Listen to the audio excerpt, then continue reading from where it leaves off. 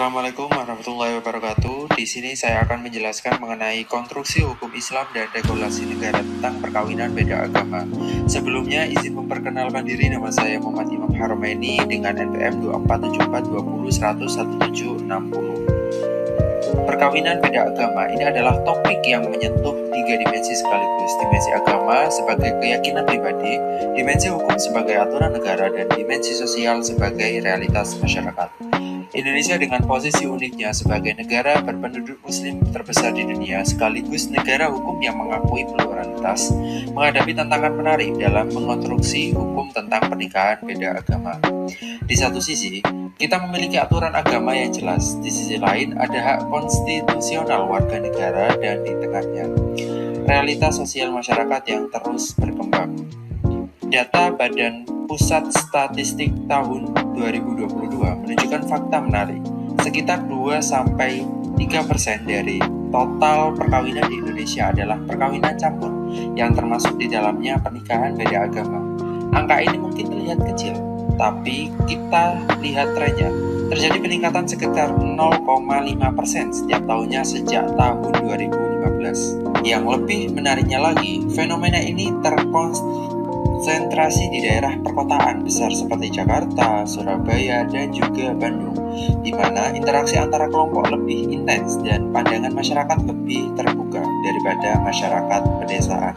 Namun, di balik angka-angka statistik ini tersembunyi paradoks yang menarik. Di satu sisi, kita memiliki undang-undang perkawinan yang secara eksplisit mengatur tentang perkawinan. Di sisi lain, praktik di masyarakat seringkali tidak sejalan dengan aturan formal tersebut.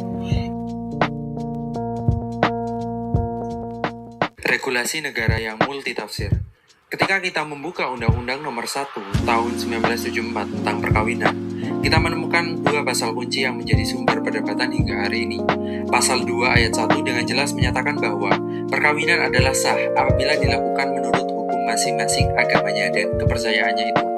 Kalimat pendek ini memiliki implikasi besar. Negara melalui undang-undang ini mendelegasikan otoritas menentukan kesahan suatu perkawinan kepada masing-masing agama.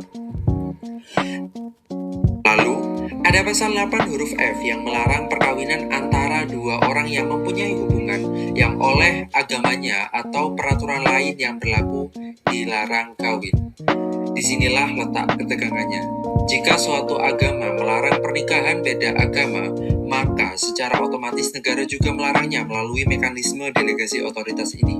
Untuk masyarakat muslim, ketika ini diperjelas lagi dalam komplikasi hukum Islam atau KHI, pasal 40 huruf C secara eksplisit melarang perkawinan antara pria muslim dengan wanita non-muslim, dan pasal 44 dengan tegas menyatakan bahwa wanita Islam dilarang menikah dengan pria non-muslim. Ketentuan ini kemudian menjadi pedoman bagi pengadilan agama dalam menangani perkara-perkara perkawinan. Namun, perkembangan menarik terjadi pada tahun 2014 ketika Mahkamah Konstitusi memutuskan perkara pengujian pasal 2 ayat 1 Undang-Undang Perkawinan. Perspektif hukum Islam yang kompleks. Sekarang, mari kita masuk ke dalam perspektif hukum Islam atau fikih munakahat. Dalam memahami pandangan Islam tentang pernikahan beda agama, kita perlu merujuk kepada 3 ayat Al-Quran yang menjadi dasar utama. Pertama, surat Al-Baqarah ayat 221 yang dengan jelas melarang pernikahan dengan orang musyrik. Kedua, Al-Maidah ayat 5 yang memberikan pengecualian untuk ahli kitab, yaitu Yahudi dan Nasrani. Dan ketiga, surat Al-Mumtahanah ayat 10 yang kembali menegaskan larangan pernikahan antara mukmin dan kafir. Namun, interpretasi terhadap ayat-ayat ini tidak sederhana. Konsep ahli kitab sendiri menjadi bahan perdebatan di kalangan ulama. Menurut mazhab Syafi'i yang dominan di Indonesia, ahli kitab adalah mereka yang masih menganut agama asli sebelum mengalami distorsi, tidak menyekutukan Allah, dan tidak menghalalkan yang haram. Pertanyaan kontemporer yang muncul adalah, apakah penganut Kristen Trinitas yang mempercayai konsep 3 dalam 1 masih termasuk dalam kategori ahli kitab? Yang lebih kompleks lagi adalah perbedaan hukum berdasarkan gender. Mayoritas ulama sepakat bahwa laki-laki muslim diperbolehkan menikahi wanita ahli kitab dengan syarat-syarat yang ketat, seperti wanita tersebut masih dalam agama aslinya, tidak ada kekhawatiran fitnah terhadap keimanan suami, menjaga pendidikan Islam untuk anak-anak, dan tidak menghalangi suami menjalankan syariat Islam. Namun, Untuk perempuan muslimah, terjadi konsensus atau ijma di kalangan ulama bahwa mereka haram secara mutlak menikahi dengan laki-laki non-muslim, baik itu ahli kitab maupun bukan. Keempat mazhab besar dalam Islam, Syafi'i, Maliki, Hanafi, dan Hambali, meskipun memiliki perbedaan pendapat dalam beberapa detail, sepakat tentang keharaman pernikahan perempuan muslimah dengan laki-laki non-muslim. Ini menunjukkan adanya konsensus yang kuat dalam tradisi hukum Islam. Konstruksi hukum yang berkembang di masyarakat. Ketika aturan formal bertabrakan dengan realitas sosial, masyarakat biasanya mengembangkan cara-cara kreatif untuk mengakomodasi kebutuhan mereka. Dalam konteks pernikahan beda agama di Indonesia, kita dapat mengidentifikasi setidaknya 4 konstruksi hukum yang berkembang di masyarakat. Pertama dan paling umum adalah konversi agama secara formal. Dalam konstruksi ini, salah satu pihak secara administratif pindah agama untuk memenuhi persyaratan perkawinan. Data menunjukkan bahwa 60-70% kasus pernikahan beda agama menggunakan cara ini. Namun, seringkali ini hanya formalitas administratif belaka, tanpa disertai perubahan keyakinan yang sesungguhnya. Dari perspektif fikih, konversi seperti ini bermasalah karena Islam menekankan keikhlasan dalam beriman. Kedua, menikah di luar negeri. Pasangan memilih menikah di negara yang mengakui pernikahan beda agama seperti Singapura atau Australia. Kemudian mendaftarkan pernikahan mereka ke catatan sipil Indonesia. Secara administratif, internasional, pernikahan ini sah, tapi secara status keagamaan tetap bermasalah. Anak yang dilahirkan dari pernikahan seperti ini diakui secara administratif, tapi status keagamaannya menjadi pertanyaan. Ketiga, melalui penetapan pengadilan. Berdasarkan pasal 29 Undang-Undang Perkawinan dan Peraturan Mahkamah Agung Nomor 1 Tahun 2008, pasangan dapat mengajukan permohonan ke pengadilan negeri untuk mendapatkan penetapan yang mengizinkan mereka menikah. Contoh nyatanya adalah Putusan Pengadilan Negeri Jakarta Pusat Nomor 825-P-P-2015 yang memberikan izin seperti ini dengan mempertimbangkan hak asasi manusia. Namun, ini hanya menyelesaikan masalah administratif, bukan status keagamaan. Keempat, dan ini yang paling bermasalah, adalah hidup bersama tanpa menikah atau yang sering disebut kumpul kebo.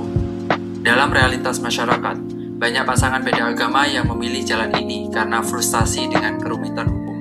Dari perspektif Islam, ini jelas haram karena termasuk zina. Konsekuensinya pun berat, terutama untuk anak yang dilahirkan yang status hukumnya tidak jelas. Dampak hukum yang rumit.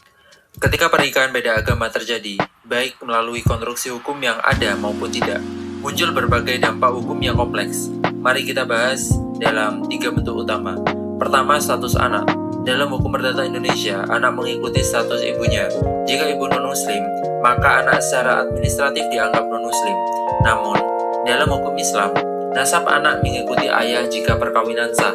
Jika perkawinan tidak sah secara agama, maka status anak menjadi tidak jelas. Dalam fikih klasik disebut sebagai anak zina. Ini menciptakan dilema yang serius. Bagaimana mendidik anak dalam 2 tradisi agama yang berbeda? Bagaimana menentukan agama anak? Dan bagaimana dengan hak-hak anak dalam kedua sistem hukum? Kedua, hak waris. Sistem waris dalam Islam hanya berlaku antar muslim. Jika terjadi pernikahan beda agama, maka muncul masalah kompleks dalam pembagian harta warisan. Misalnya, jika ayah muslim meninggal dan ibu non-muslim, menurut hukum Islam, ibu tidak berhak mendapatkan warisan. Sebaliknya, jika ibu muslimah meninggal dan ayah non-muslim, ayah tidak berhak terhadap mendapatkan warisan menurut Islam. Solusi yang sering diambil adalah dengan membuat hibah wasiat sebelum meninggal atau membuat perjanjian pranikah yang mengatur pembagian harta. Namun, ini pun tidak sepenuhnya menyelesaikan masalah secara teologis. Ketiga, perceraian. Jika salah satu pihak muslim, maka perceraian harus melalui pengadilan agama dengan alasan-alasan yang diakui dalam hukum Islam. Proses ini menjadi lebih rumit ketika pasangan berbeda agama. Bagaimana dengan hak asuh anak? Ketiga, perceraian. Jika salah satu pihak muslim, maka perceraian harus melalui pengadilan agama dengan alasan-alasan yang diakui dalam hukum Islam. Proses ini menjadi lebih rumit ketika pasangan berbeda agama. Bagaimana dengan hak asuh anak? Menurut hukum Islam, ibu mendapatkan hak asuh sampai anak tertentu usia. Tetapi, bagaimana jika ibu non-muslim? Bagaimana dengan nafkah iddah? Semua menjadi pertanyaan yang sulit untuk dijawab. Perbandingan dengan negara lain. Mari kita luaskan pandangan kita dengan melihat bagaimana negara-negara lain menghadapi isu serupa. Setiap negara memiliki pendekatan yang berbeda sesuai dengan konteks sosial, politik, dan sejarahnya. Malaysia, sebagai negara tetangga yang juga mayoritas muslim, mengambil pendekatan yang lebih ketat. Hukum keluarga Islam di Malaysia secara jelas melarang pernikahan beda agama untuk muslim, dan pelanggaran terhadap aturan ini dapat berujung pada sanksi pidana. Mesir, dengan sistem hukum sipil yang dipengaruhi oleh hukum Islam, memperbolehkan pernikahan beda agama dengan syarat tertentu, khususnya untuk laki-laki muslim yang ingin menikahi wanita ahli kitab. Namun, tetap ada pembatasan-pembatasan yang ketat. Lalu, ada Turki. Dengan tradisi sekulernya, mengambil pendekatan yang berbeda. Sebagai negara sekuler, Turki memisahkan perkawinan agama dan sipil. Pasangan dapat menikah secara sipil terlepas dari perbedaan agama, sementara perkawinan agama menjadi urusan pribadi. Dan yang terakhir adalah Arab Saudi. Sebagai negara yang menerapkan syariat Islam secara ketat, mengharamkan secara mutlak pernikahan beda agama untuk muslim. Tidak ada ruang untuk kompromi dalam sistem hukum mereka. Perbandingan ini menunjukkan bahwa tidak ada satu formula yang tepat untuk semua negara. Setiap negara mengembangkan sistem sesuai dengan konteks dan nilai-nilai yang dianutnya. Sebagai penutup, izinkan saya menyimpulkan pembahasan kita hari ini. Pertama, pernikahan beda agama di Indonesia adalah isu multidimensi yang melibatkan aspek agama, hukum, sosial, dan budaya. Tidak ada solusi sederhana untuk masalah yang kompleks ini. Kedua, terjadi ketegangan antara hukum agama yang jelas dan hak konstitusional individu. Negara melalui undang-undang perkawinan telah mendelegasikan otoritas ke agama, menciptakan sistem yang unik, tetapi juga menimbulkan masalah ketika agama melarang sesuatu yang diinginkan oleh warga negara. Ketiga, realitas di masyarakat seringkali tidak sejalan dengan aturan formal.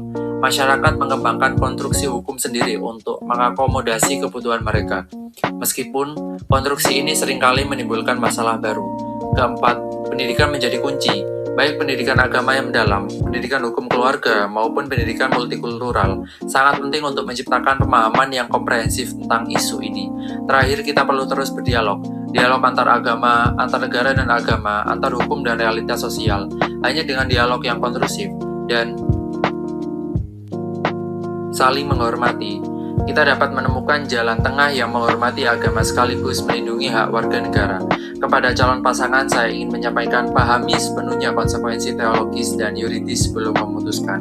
Setiap pilihan memiliki tanggung jawab yang harus dijalani dengan sungguh-sungguh. Kepada masyarakat, mari kita hormati pilihan individu sambil menjaga nilai-nilai bersama. Kritik yang konstrusif lebih baik daripada kecaman yang merendahkan. Kepada negara, tugas kita adalah mencari formulasi yang menghormati agama sekaligus melindungi warga negara. Ini bukan pekerjaan yang mudah, tapi harus terus kita upayakan. Mungkin dari itu yang bisa saya sampaikan. Wassalamualaikum warahmatullahi wabarakatuh.